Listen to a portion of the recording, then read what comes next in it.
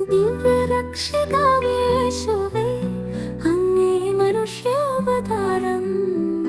പിതാവിന്റെ സ്നേഹം വ്യക്തമാക്കാനും ഞങ്ങളെ പിതാവിലേക്കു അടുപ്പിക്കാനും, പിതാവിന്റെ മഹത്വം വ്യക്തമാക്കാനും ആയിരുന്നല്ലോ. ഞങ്ങളുടെ ഹൃദയങ്ങളെ കത്തിജ്വലിപ്പിക്കാനായിരുന്നല്ലോ.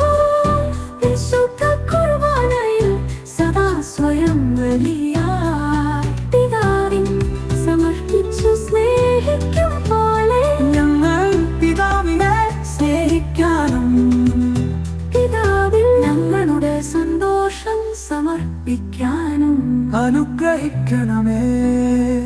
ആമേൻ.